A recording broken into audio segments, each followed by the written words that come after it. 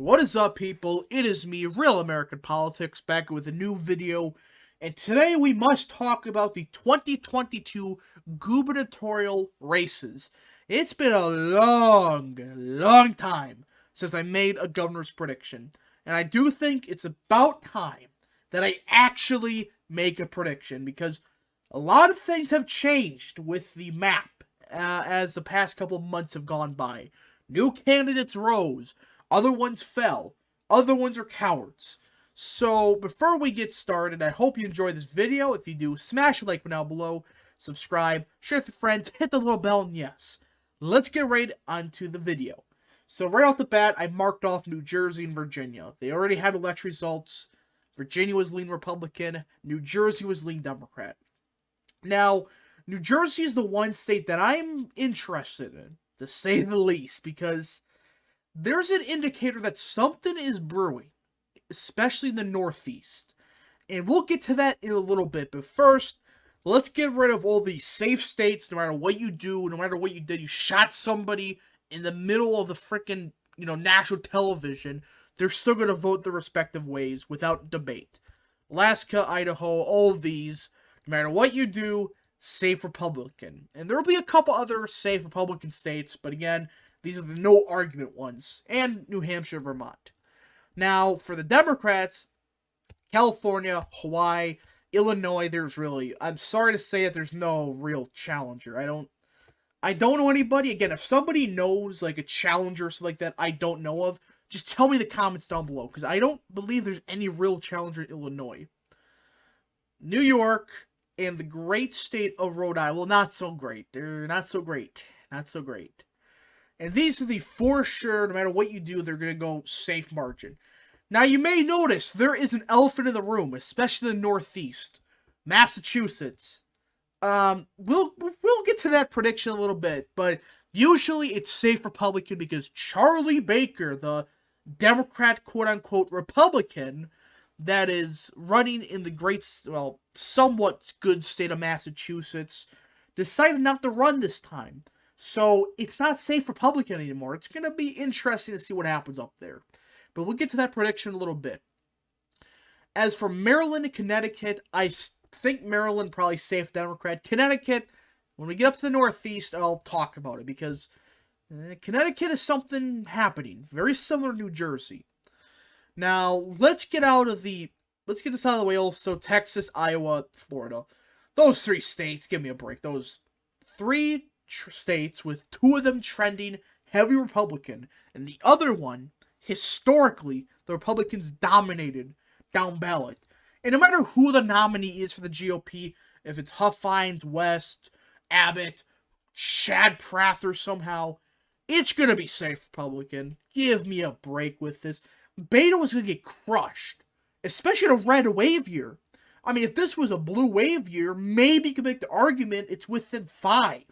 At best, but it's not. It's a red wave year, and it's Beto who is running on more gun control in Texas.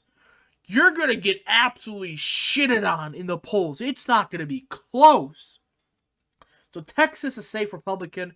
Florida, guys, DeSantis are going to absolutely just steamroll Fried and the other clown. Crisp. I call him Crisp. He's going to absolutely annihilate them. You look at the donation numbers, which again, donation numbers, sometimes a good indicator on how things are looking, but 90% of the time, not the best indicator. Well, in this case, none of the Democrat donations are coming from Florida. They're coming from New York, California, the Northeast, right? They're not coming from Florida. They're coming from out-of-state elitists who are trying to influence the Florida elections. And by the way, the fundraising numbers are getting worse and worse and worse for Democrats in the state. Party registration data, which is not perfect, shows that, hey, Republicans are just absolutely vaporizing Democrats then. I mean, in under 2 years, they gained like 300,000 net voters. It's absurd what's happening down there. So, yeah, Florida is safe Republican. It's going to be safe Republican. DeSantis is going to win a lot. He's going to win by so much. It's going to be an absolute just landslide. So let's get also the obvious-ish states out of the way. Kansas, Ohio, and Colorado. Those three states, respectively, I think will likely. Colorado, Kansas, Ohio, those three states, pretty easy to predict. Kansas and Ohio, likely Republican. Yeah, Democrats have an incumbent in Kansas. She's trying to, get out of the COVID narrative because, she realized, oh, that's hurting me. And she's trying to, end the mask mandates and stuff. It's too late. She's done. She's going to lose by, 6 points. Colorado, again, the governor there is a unique one. He's a Democrat, but he actually may be our best case scenario if he wins, because he's bringing in all the Californian refugees instead of them going to Texas, the liberal ones. So you may want to keep him there, Paulus. And Ohio, well, that's Ohio. That's not even going to be freaking. It's going to be within 10 points, mostly because the primary challenge on the Republican side is brutal. It's a big divide happening in the state. So it's going to be likely Republican in the great state of Ohio. Now, Massachusetts, this is a tough one. Because, yes, Charlie Baker isn't running. But historically, Republicans have always been good in down-ballot races in Massachusetts. And there's a lot of white working-class voters that are similar to the ones in New Jersey that bailed on the Democrats and voted Republican for the first time in years. It's a weird one. But without Baker, the meme is dead. Massachusetts, I still think right now, it's safe Democrat. There's really not much data out of it, but my first instinct is, okay, without Baker, without a high-name profile candidate, I think it's safe Democrat. Though the Republicans run a good candidate who's well-known in the state, a Youngkin type, very good optics, sure, maybe. But, yeah, that's kind of obvious what's going to happen. Now, the rest of these 11 states are going to just be dumpster fires. There's going to be a lot of competitive races this cycle. It's going to be very fun. First is Oregon. I made a video on this. Republicans are running a great campaign, or candidate, I should say, who's going to be the nominee, by the way, and his floor is 42%, which may seem low, but the fact there's a third-party candidate that's running as a moderate Democrat, essentially, a moderate Democrat running independent. And it's not some random hillbilly in the middle of nowhere. No, it's a big-name Democrat who has major endorsements running. And she's getting steam. She's picking off a lot of votes from the Democrats, though I do believe it will be lean, mostly because, I think Portland, again, just too big as of now. I think this is going to be the surprise of the night. Well, there'll be one more. Oregon, I believe, will be within, 2-3 points. That's my current prediction. Nevada, my opinion. The clown there is done. The Democrat governor's done. Republicans running masterful candidates. It doesn't matter who you pick outside of one of them, which he shall not be named. Republicans are going to win this by a half point to maybe a point. The Democrat machine in that state have imploded. They're not running the best campaigns. And Republicans have good candidates. So that's why I think that Republicans will pick off the Nevada gubernatorial race. As for Arizona, I'm not even gonna. I'm making a video on this. It's been lean to likely. Carrie Lake has secured the Republican base. She proved herself on Tim Pool. Proved herself in interviews. And people realizing, yeah, she's probably gonna absolutely vaporize the Secretary of State. I don't even know her name. I kind of forgot her name for a second. I mean, that's going to not end well. I mean, you're running as a Bernie bro in Arizona. That didn't work so well in 2018. So that's why it's going to be lean to likely margin.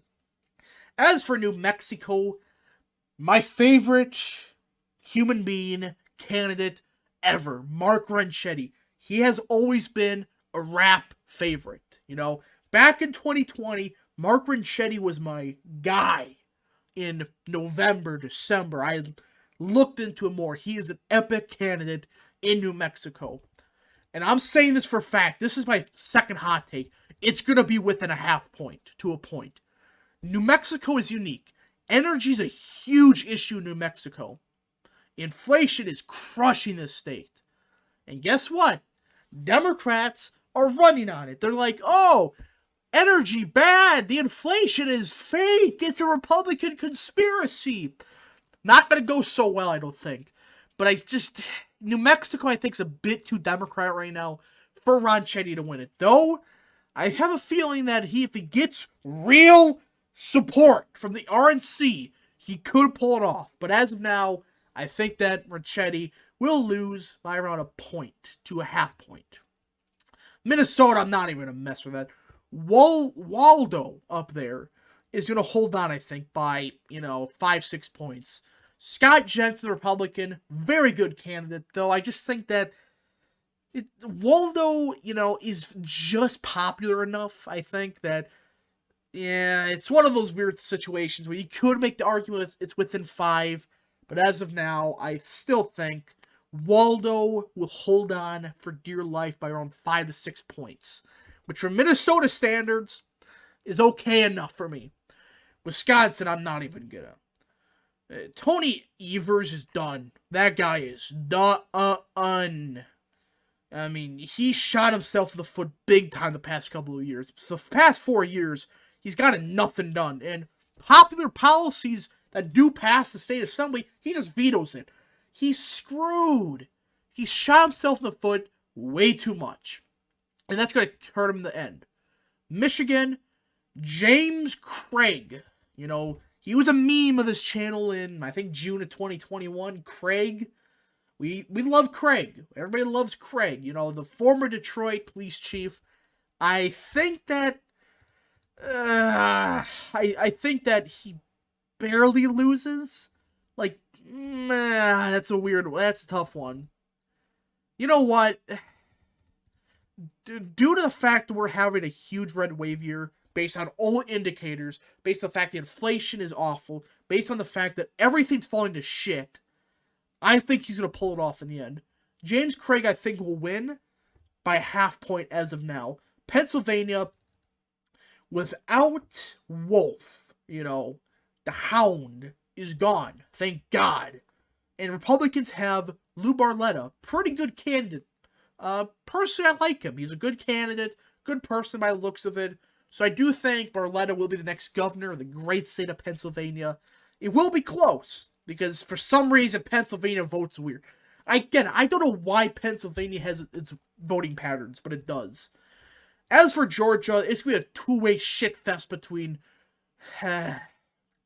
my favorite-ish Republican on immigration, David Perdue. On immigration, he's my favorite Republican that was in the Senate. He wanted to cut legal immigration in half at least. So that alone makes me like, yes, he's running. And then you got Brian Kemp, who shot himself in the foot way too much. Either way, the Republican base is going to unite against Stacey the Walrus Abrams. I don't know why she ran.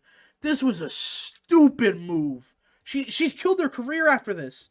So after this, Stacey Abrams, her career is done. She would have lost 2 statewide races. And she's probably going to blame, the second time in a row and cause a big shitstorm. So that's why I think either way, Georgia, lean Republican. Now we get to the hot take of all hot takes. This entire video. Republicans have a candidate in Connecticut. Bob Stefanski, I think that's how you say his last name. He ran in 2018. He lost. However, this is a big however, he lost in a red wave year.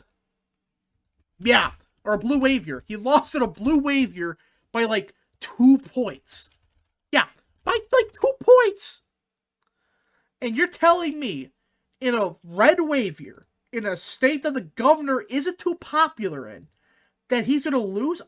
Look, it's a very similar state when you look at it to New Jersey. There's a lot of working class voters in the state. It's very similar. Not exactly, but it is similar enough.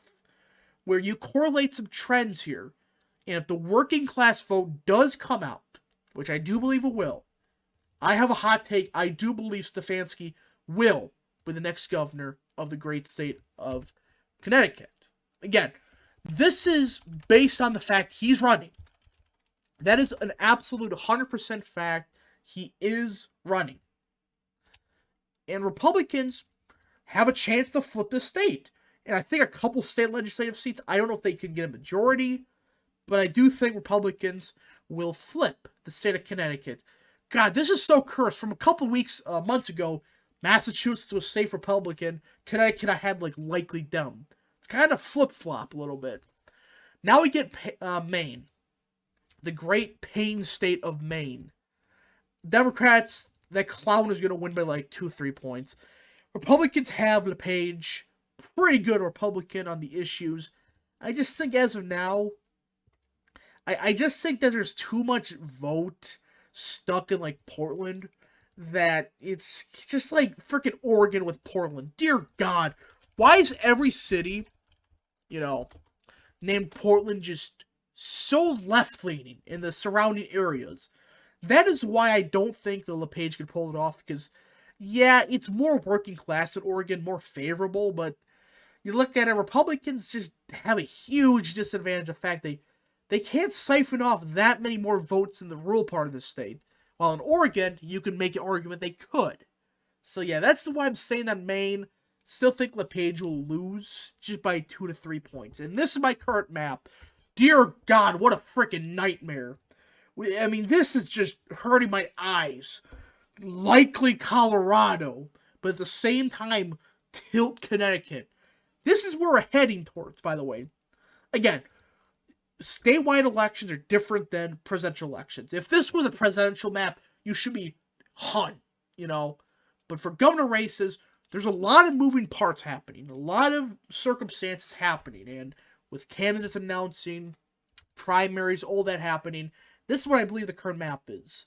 Anyways, I hope you enjoyed, and yes, thank you guys so much for watching. Godspeed to everybody.